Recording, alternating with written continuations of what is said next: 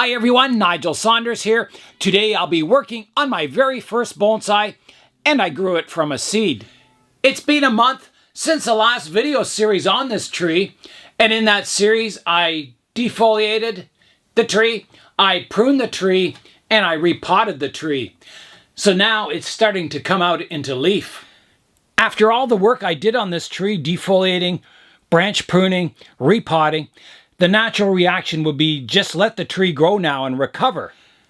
When I pruned this tree a month ago, I was hoping to get more branching, more back budding on the branches, and today I'll be taking advantage of that process. So branches that have new shoots on them, I may be shortening some, I may be refining some, pruning out the structure, and just further refining it.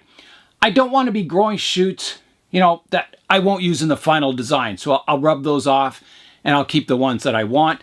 Here's an example of a branch. I cut it off at the end, and now I have 1, 2, 3, 4, 5 new shoots on it. So it went from a single branch to now 5 branches. Here's another example of a branch. I pruned it off several places, and now I have new shoots coming out all over the place. This type of branch pruning will only be successful on a really healthy, vigorous tree. If you prune a weak tree back, you'll get some branches die off, you'll get weak growth coming out, you probably won't get any back budding. It won't give you the results you want. So the tree has to be bursting with vigor. So I usually do an operation like this after a growing season, so at the end of summer here. Sometimes you get unpredictable results, like this branch, I pruned it off the tip here, but I have a bud back here that you can't see and one out at the base of the branch. So, it didn't bud out on the tip here, and that's because it was a weak branch. It was shaded out by branches above. So it just didn't have the vigor to, create new buds along the length of the branch. On this branch, I pruned it several places on the tip, and I was hoping to get more budding, back further on this long kind of straight branch, but I did get some back budding. So sometimes it's just a matter of chasing the branch back. So maybe I'll prune off the tip here, let it grow again, prune it back later on, and I'll get budding back in this area probably someday. It's always interesting after pruning to go back and see your results. See how good you were with your directional pruning, how many back buds formed. So it kind of, it's like writing a test. The test is pruning the tree, and then you come and you get your marks. And this is the results today. So I'm going to look at each branch and see how I did. Here's an example of some successful pruning. On this branch, I pruned it off here, and I got a horizontal bud here and one here. This branch over here, I pruned off here, and again, I got a horizontal bud each side. So that branch worked out really nicely to get kind of a more horizontal branch structure towards the tips of the branch. Here's another example of a branch that I was fairly successful. It was a more vertical branch, and I didn't want a branch shooting straight up, so I pruned off the tip of it. And now out to this side, I have a more horizontal branch that I can develop in this area. So I will take the 2 upper buds off of this branch and prune it back to that one. Here's another example of a successful pruning. I pruned this long, skinny, straight branch off here, and now I have 1, 2, 3, 4, 5, 6 buds coming off of that branch. So this one branch will turn into 6 branches. I can then use directional pruning, and I can determine where this branch is going to grow in the future. Here's an example of a branch that didn't really work out. There's no buds on it at all. So this branch was really weak when I pruned it, and it didn't recover. So I do have the branch out to this side, which I'll have to develop in future to kind of fill in this space on the tree. I cut a really thick, vigorous branch off here, a Hail Mary cut, and I didn't really get that good of results. I got 2 new buds down at the base of the branch, but nothing kind of developed up in this area. So yeah, that branch wasn't so successful, the pruning, but a Hail Mary cut, you're taking your chances. So sometimes you win, sometimes you lose, but I can still develop these buds way down here into branches in this area, so there's no harm done. When you're pruning a tree, you'll always get some areas of the tree that just react perfectly, better than you imagine. And other areas may get a weaker reaction, less desirable, but there's always a way to recover. You can always grow that branch again. So what I'm saying is don't worry too much. There's always a technique or a method where you can recover and make your tree look really good again. On some of these branches, I may have to leave the pruning until the shoots grow and develop a little more. It's kind of risky if you're cutting back to buds that the branch may lose too much sap from the cut. It may weaken the branch and these buds may never develop, the back buds. So it's best to let them grow a little more strongly and then you can prune off the tips. There's a branch here that I don't want this upper part, the part that's sticking up. There's 2 buds on it. I have a nice lower shoot and 2 horizontal ones. So I'm just going to take that tip off. I'm going to leave a bit for dieback. So I'll prune it right here, like that. Now there's no wasted energy going into developing that upright branch. It'll all go into these new branches down here. There's a branch here. I've got some really good shoots, except for this one, which is growing on the inside of a curve, and it's kind of growing back in towards the center of the tree. So I will remove that one entirely. There's just a little stub here I'll remove first, and then I'll remove that branch, like that. So that'll allow these 3 shoots to grow. And I may do further pruning in future, maybe taking this one off. There's a branch here. It flows up. And these are nice flow lines, these 2 branches, but I don't like this 3rd one. So I'm going to remove that entirely. Like that. I'm looking at this branch down here, and there's a shoot sticking straight up that's interfering with the branch beside it. So I'm going to remove that shoot. Like that. There's a branch here that grows up vertical, and I pruned it off, hoping to get some buds on the outer part of the branch, and I do. I have 1 here, 1 here. So the rest of the buds I can take off. I don't want to develop those ones growing in towards the center of the tree. So I just rub them off. You can rub them off with your finger or prune them with shears.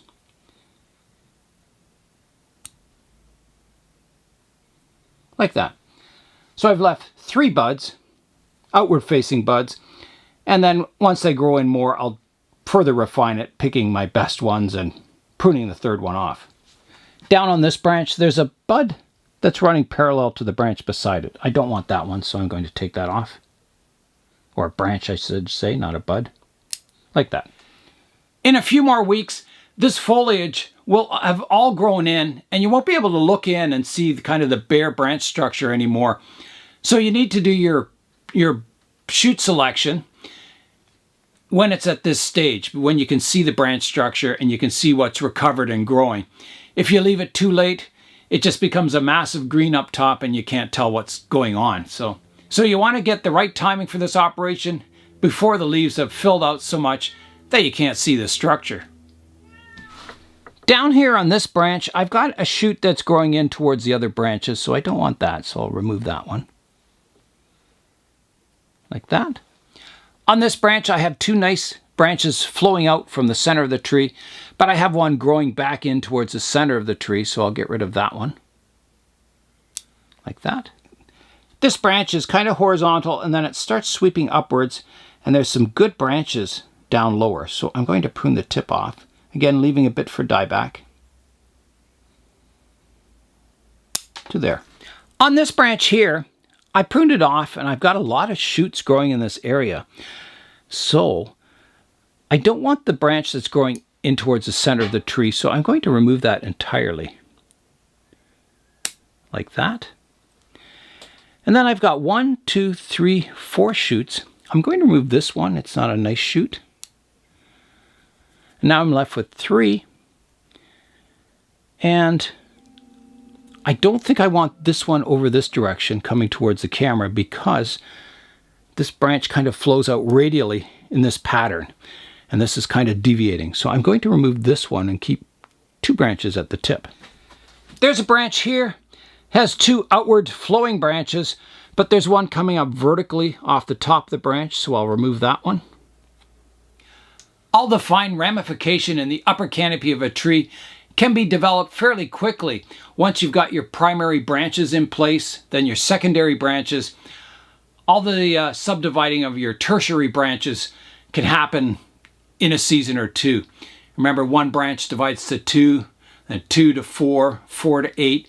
So in a single growing season, you can get one branch dividing to probably 8, maybe more, just over the summer. So yeah, this outer fine detail branching, you can achieve that very quickly in a bonsai. What takes time is building up the structure, your trunk, your primary branches, and that taper from thick to thin at the tips. This tree was started from a seed, and it's 28 years old now, and it's just starting to enter the refinement stage. I've got my kind of trunk structure built, my primary branches, some of my secondary branches, and now I'm working on my fine branching towards the outer edges of the canopy. It doesn't mean that the tree won't change in the next 10 years. It'll change quite dramatically, I'm sure. The trunk will thicken, the branches will thicken, the canopy will get wider. It'll be a different tree in 10 years. But my techniques that I apply to the tree will change. I'll be using more refinement techniques rather than letting branches grow to thicken them up and then pruning them back. It'll be a little more detailed work. As your tree enters the refinement stage, you might want to keep some money in your wallet because you've got to match the pot to the tree. There's no point having this beautiful refined tree if the pot doesn't match it. The pot on this tree is a little shallow for the trunk thickness. The trunk thickness has grown a lot over the last few years, and the pot's starting to look a little small. So I've been searching for a nice pot for this tree, and I found one on eBay. It was just the perfect dimensions, perfect color. It was a beautiful Japanese pot. And then I looked at the price. It was $3,799 American. And I went, oh, that's why I like that pot. So I'm not getting that pot. But I'll be on the lookout for a nice pot for this. I'd like a slightly bigger pot and a little thicker. And I don't really want a glazed pot. An unglazed pot would be fine. And I think I want... Now, pots and ficuses are a funny thing. I've looked at probably thousands of ficus bonsai pictures on the internet, and I'm always looking at what pot did they match with the tree. And I would say, in my eyes, 75 to 80% of the pots don't match the tree at all. They're just a strange shape. You see, ficus trees with square pots, glazes that don't match. There's no color in the glaze that matches any part of the tree. Pots that are the wrong size. Pots that are too small and the tree's bulging out of the pot. Really fancy pots that just take your eye away from the tree. Yeah, so lots of strange combinations in pots, and some, Japanese pots or Chinese pots that, in my mind, don't really match a tropical tree. You want the pot to be, I think, very simple.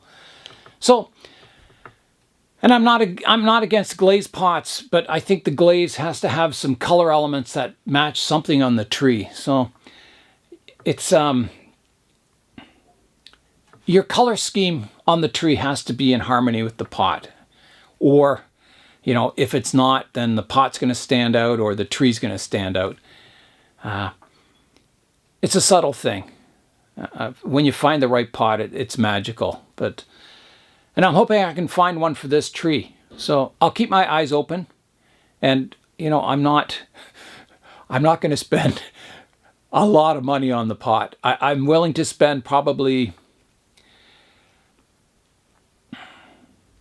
Tough question, because this tree will grow. So whatever pot I buy for it is a temporary pot, but it's a pot you could display the tree in probably for the next 5 years, maybe. So I'm guessing the most I would be willing to spend on this tree is probably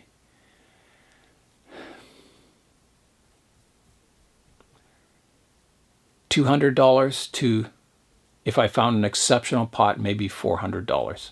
Because it's a tropical tree, the pot's not going to crack or anything in winter.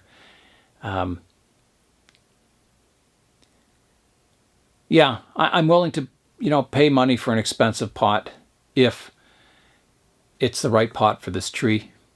And I've got lots of other ficuses growing up that the pot will be useful for into the far future. So, yeah, something to keep my eyes open for. A nice pot for this tree. Up here, there's a branch developing kind of in between these other two branches. I've already got a nice secondary branch up here, so I don't need this shoot coming up here, so I'll remove that. I'll just rub it off with my finger like that. On this branch, I've got a new shoot growing in towards the center of the tree, so I don't want that, so I'll remove that one like that.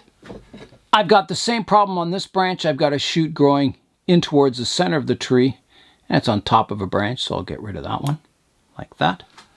On this branch, I have a shoot growing on the inside of a curve, and that never looks good. It doesn't happen a lot in nature either.